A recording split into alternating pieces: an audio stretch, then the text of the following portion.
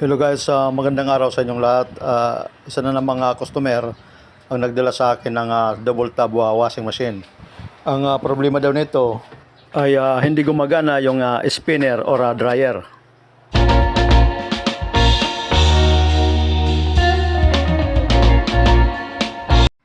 So, itry natin i-plug para maobserbahan.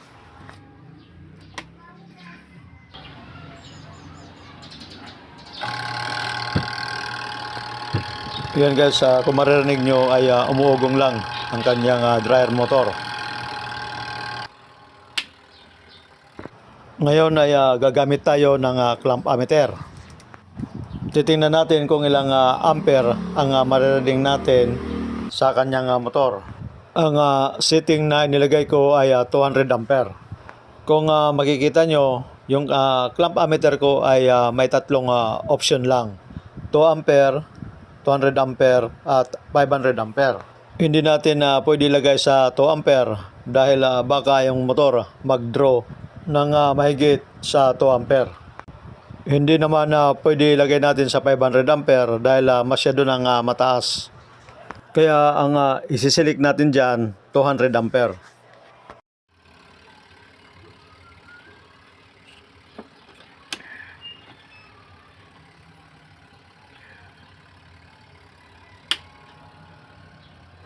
Yan guys, kung makikita nyo, may reading siyang 1.6 ampere. Ibig sabihin nito ay may problema yung motor. Dapat yan ay hindi siya lalagpas sa 0.6 ampere. Kapag lumagpas niyan sa rated ampere niya, ibig sabihin niya na may issue na yung windings. Dito guys, kailangan natin buksan para ma-check natin yung resistance ng motor. Yung guys, minsan may sticker yan ng diagram. Isa rin yan na nakakatulong sa pag-troubleshoot at paghanap ng color coding ng wire. Dito guys, ang may problema yung M2 or spin motor. Kaya ang hahanapin natin na terminal, yung color brown, gray at black. Bago tayo mag-backlash, pakita ko muna sa inyo na yung kanyang wash ay gumagana. So, ang problema lang talaga yung kanyang dryer or spin motor. At ganoon naman talaga yung double tub na washing machine. Pag hindi nasisira yung spin motor, yung wash motor, bihira lang talaga magsabay yan. So, punta na tayo sa ating mission. Titingnan natin kung ano ang problema nito. Itong spin motor. Tulad ng sabi ko kanina, ang hanapin natin dito ay color brown, gray at black. So, yan na guys ang terminal ng spin motor natin. Tanggalin muna natin sa wire clips. Yan ang sinasabi kong brown, gray at black terminal. Yan ngayon ang kukunan natin ng resistance kung okay pa. So tanggalin lang muna natin yung kanyang close end connector.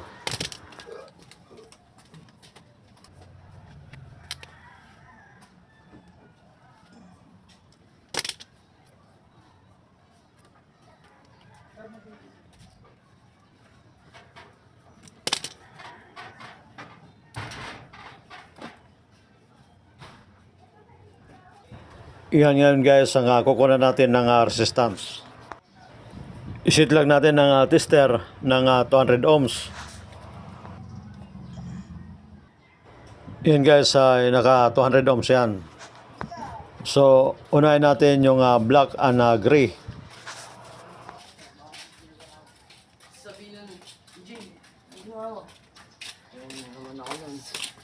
Kung makikita nyo, mayroon siyang 49.7 ohms. Ngayon, isunod naman natin yung black and brown terminal. Ang black and brown ay may reading siyang 41.3 ohms. Ngayon, isunod naman natin yung gray at brown.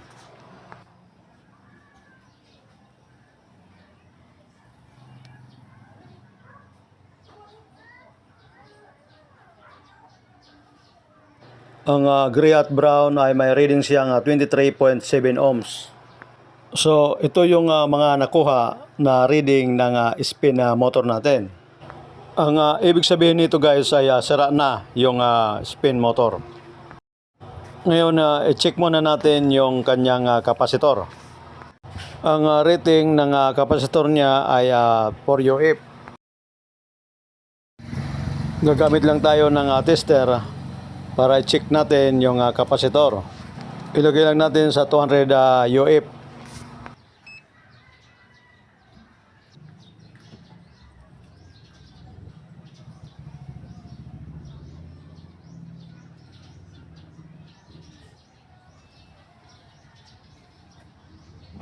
Yan guys, may reading siyang 4 UF. Ibig sabihin ay okay pa itong kapasitor. Ngayon ay operation backlash tayo dahil magpapalit tayo ng spin motor.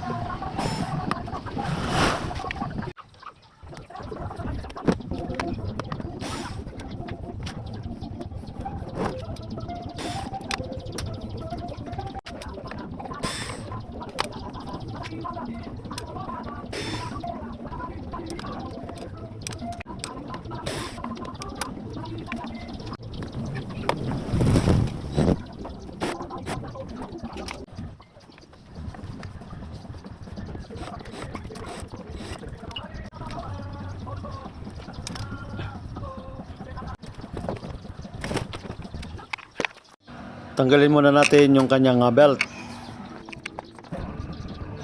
So ito guys ay okay pa yung kanyang belt. Tatanggalin din natin yung kanyang brake cable. Ngayon ay gagamit tayo ng 12mm na box wrench. Para yan sa luwagan muna yung nut.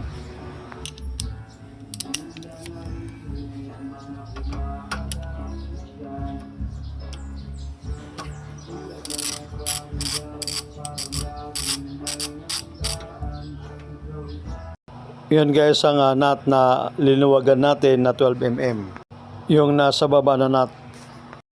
Sunod ay gagamit naman tayo ng 8mm na box wrench. Para naman luwagan yung bolt na naglalak sa shafting ng dryer basket.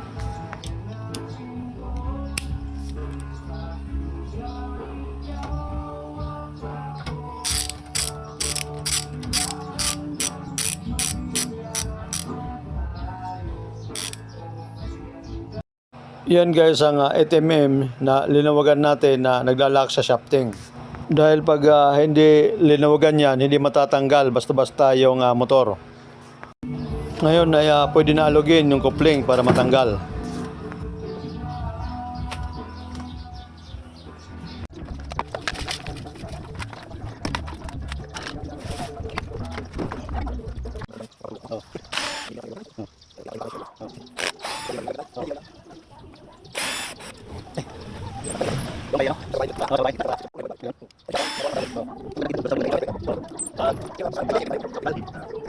Yan na guys ay natanggal na.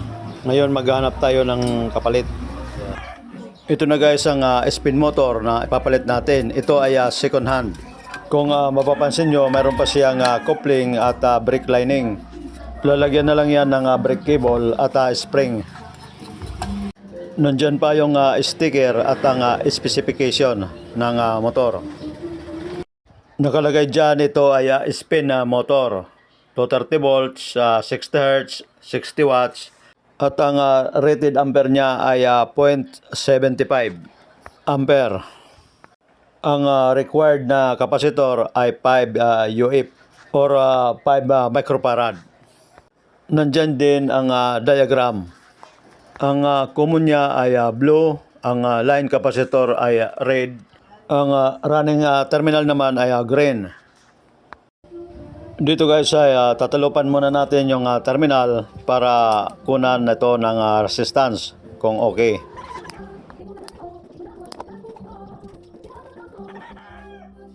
Yan na ngayon ang ating motor terminal. Kukuha lang tayo ng tester at isisit ng 2K ohms. Yan guys, nakasit yan sa 2K ohms. Ngayon ay unahin natin yung terminal na color blue at green. Kung makikita nyo, may reading siyang 79 ohms. Sunod naman natin ay ang blue at red. Yan guys, ay may reading din siya na 79 ohms. Ngayon ay ilipat naman natin sa terminal green at red. Ang green at red terminal ay may reading siyang 159 ohms. Ito yung mga nakuha nating resistance sa result ng ating bagong ikakabit na spin motor. Ang ibig sabihin nito ay good na good yung spin motor na ikakabit natin. So ito yung bad resistance reading result. Ito naman ang good resistance reading ng ating spin motor. Kung mapapansin nyo ay malaki ang pagkakaiba.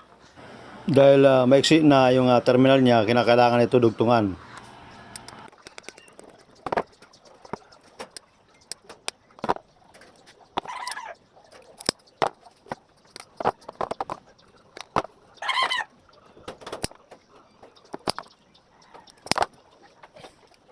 Ito yung idudugtong natin na wire.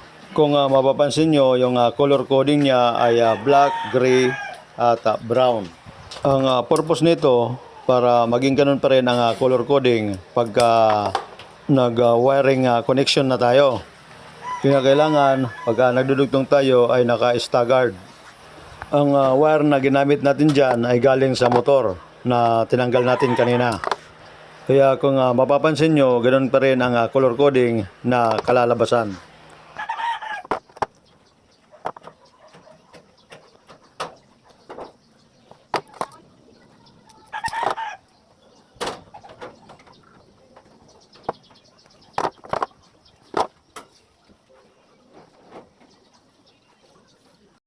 So, yan ngayon ang dugtong natin.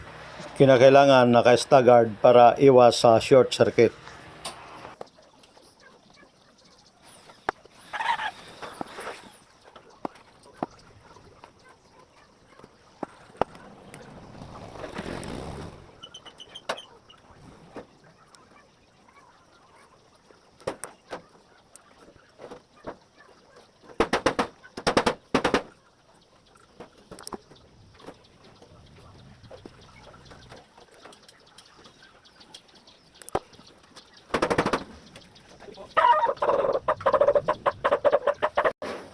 So, yan na ngayon ang dugtong natin. Yun guys, ililipat lang natin yung spring at ang kanyang brake cable. Minsan hindi ko na ito kinakabit. Pero sa pagkakataon na to, ibabalik lang natin dahil maganda pa ang kanyang door spring.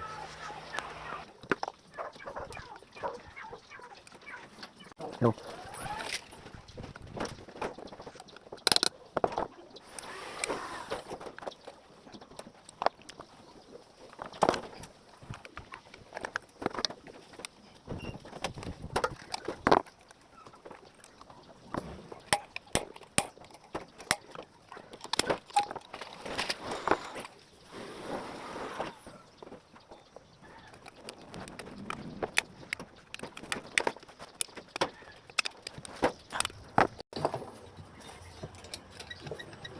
Ito guys, i-install na natin para matesting.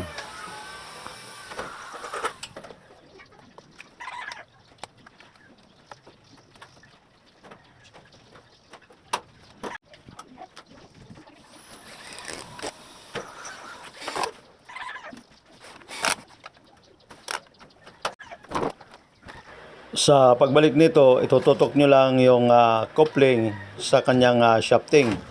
Pagkatapos ay hahawakan nyo ngayon yung dryer basket at hahawakan nyo ngayon yung motor. So, ganun ang position ng kamay. Ang kanang kamay ko niyan ay nasa loob ng dryer tab na nakahawak sa dryer basket. Hindi ko na niyan mabidyoan dahil isa lang ako na nagbibidyo. Pagka sumalpak na yung shafting ay ngayon ay kailangan ng higpitan.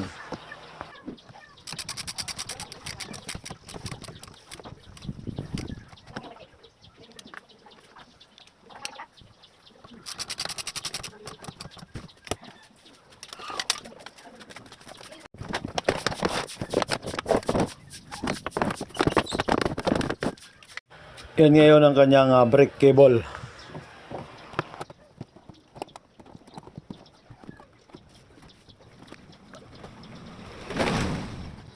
Dito na tayo ngayon sa wiring connection. So, unahin natin yung color block, yung common. Ito ngayon yung ikakabit natin, yung black color terminal. Kung mapapansin nyo, dalawang black yan nakakabit sa blue terminal. Yan guys ang sinasabi kong mga terminal. Diyan yung dalawang black at isang blue.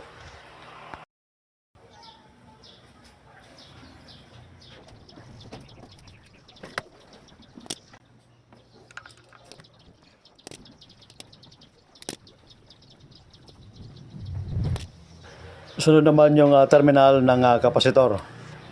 Yan ang color gray at brown na terminal. Ito yung bagong kapasitor na 5 UF. Hindi na kasi pwede yung dating kapasitor niya na 4 UF.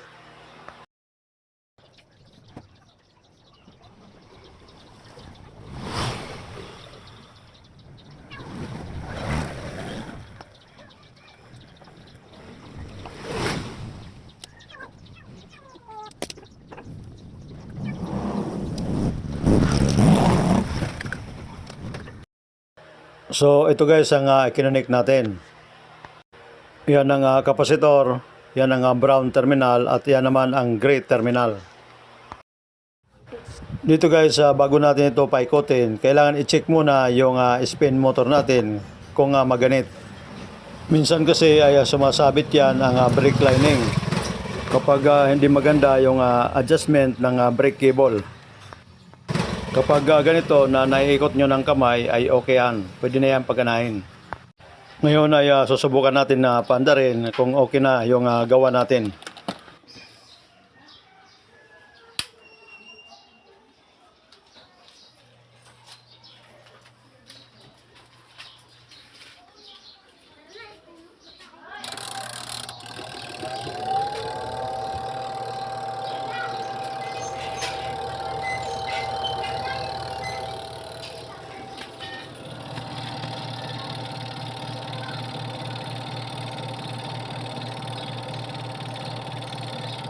Yan guys ay gumagana na yung spin motor natin.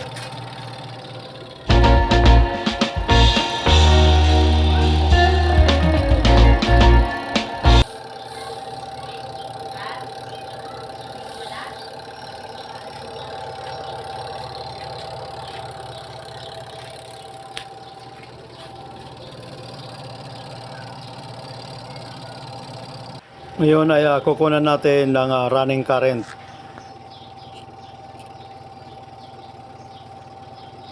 Yan guys, kung makikita nyo ay nasa 0.6 ampere ang kanyang running current. Ibig sabihin nito ay okay ang kanyang motor. Hanggang dito na lamang guys. Maraming salamat sa inyong panonood. Sana nakapagbigay ako sa inyo ng konting kaalaman.